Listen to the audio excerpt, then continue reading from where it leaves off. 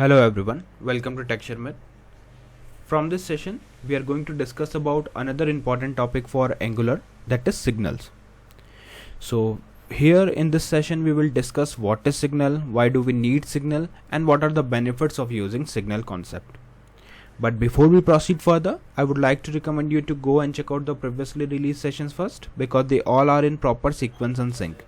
So if you follow them sequentially, then it would be much more easier for you to understand the ongoing topic. Because prior to that, we have discussed other important things like what are the components, how components communicate with each other, and the lifecycle hook, right?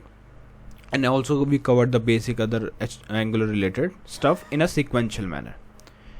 So that's why I'm suggesting you to go and check out the sessions in sequential manner, because for time being we are just mainly focusing on what is signals. So if someone asks you what is signal in Angular, so you can simply say that signal is something that you use to create and manage the state. Okay, and in a other way you can say that it is just a lightweight wrapper around a value. Okay, so this is the terminology that you will use while answering the question in the interviews or exam, that it's a kind of lightweight wrapper around a value that we use when we are going to create and manage the state. So this entire term is called as signal. Okay, now to explain this thing in a more simpler way, what I will do, I'll show you some pointers related to signal, and at the end I'll tell you the definition in two way, one with a real world analogy and another one is the technical terms. Okay, so let's go one by one. So firstly we will discuss these pointers, like what are the signals we have already discussed. Now it's time to understand the pointers. Like signals are reactive primitives. Now what is reactive primitives? So this is very important term. If you are answering the question in the interview or exams, you can simply say that they represent reactive value that can be read and updated as well. Okay, so these signals are reactive primitives that allows us to read the value as well as update the value. Okay, so you can say that it is a kind of reactive variables. Then second thing is it enable us fine grained reactivity. That means Angular track the dependencies of each signal and updates only the part of DOM that rely on the specific signals. Okay, so basically here we are saying that Angular is continuously tracking the dependency of each signal, and then later it update only that part where the signal is used. So suppose we have created one signal and we are using it multiple places, but there are some components where we are not using it. So what signal will do, like whenever we are changing any particular value in signal, so it will only update that particular portion where the signal values are utilized, not the entire application. So that's why we say that it enables the fine grained reactivity.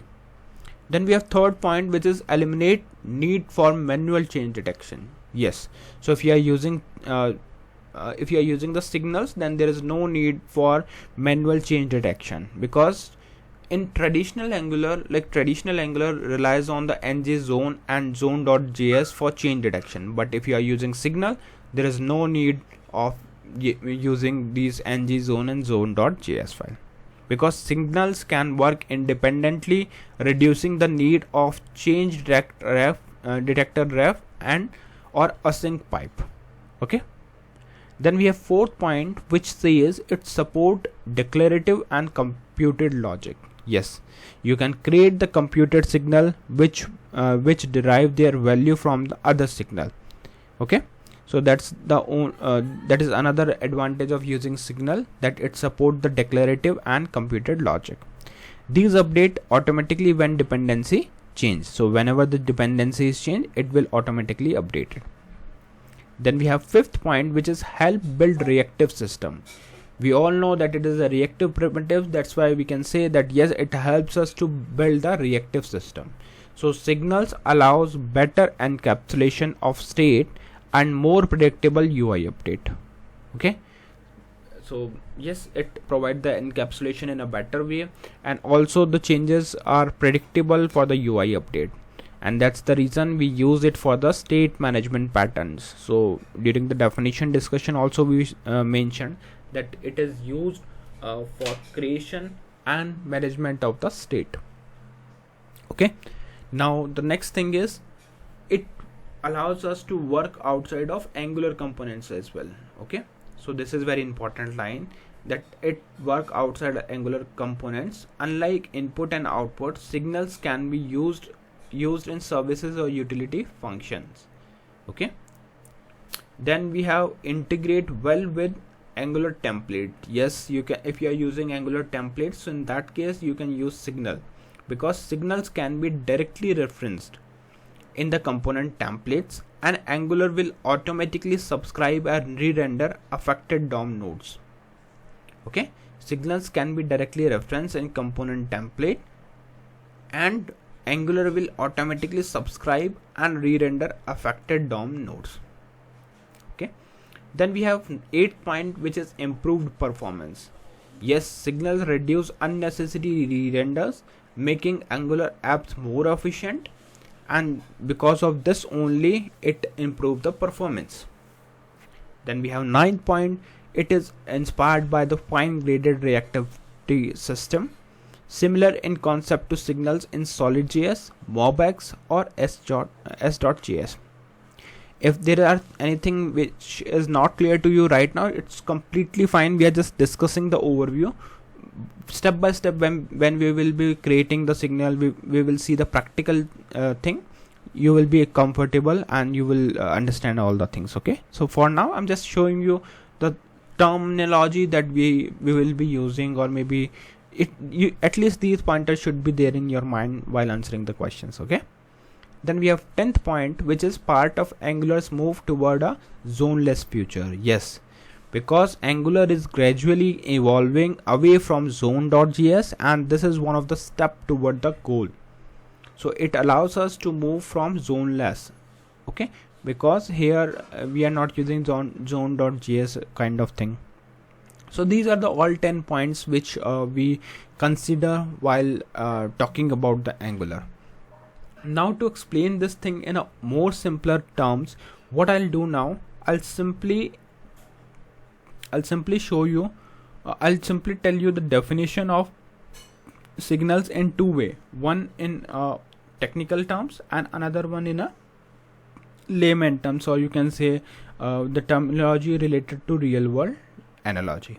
Okay, so for signal, you can think of a signal like a special kind of variable that automatically notifies Angular when it changes, like a smart variable. Okay, so imagine there is a counter on your screen, you change a number in your code. So with signals, Angular instantly knows and only update that specific part of the screen where those numbers are utilized or the counters are utilized. And that's why we can say that no need to refresh the whole app or call the detect changes.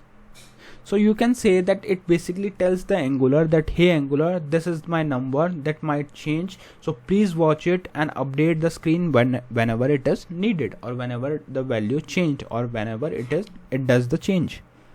Okay, so these are the some technical way to answer this thing. Now if someone asks you this thing in a layman or real world analogy, so you can assume there is a fridge. Okay, in that fridge we have some bottles of milk. Now we have set something as a signal, you can say. What it will do, it will track the milk volume of milk. If it goes below the certain level, at that time what it will do, it will notify the user that it's time for refilling of the milk.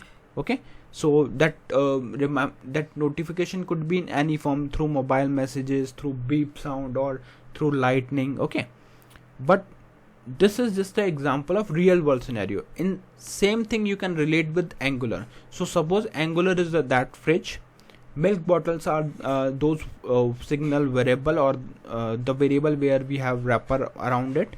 So what it will do, whenever it change, because the volume of milk is changing when we are utilizing it, so once it reaches a certain point, after that signal will tell the Angular that yes, the value is changed. Now it's your duty to update all the users that are utilizing it. Okay, so here as a component you can consider your family members. So what they will do, they will receive the message that milk is about to finish, so just perform the refilling process.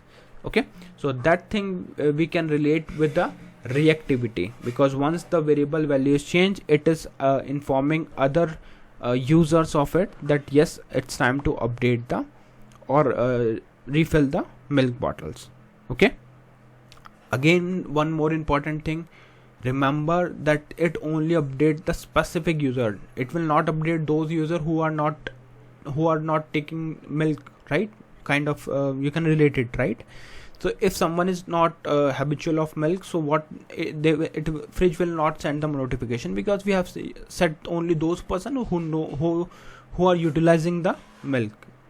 Similarly in Angular, like it will only update those screens where we have utilized those variables or signals, not all screen, not entire application. Clear? So yeah, that's all for today. I hope this session is clear to all of you. In the next session we will discuss few more things. So thank you for watching Tech Sharmit.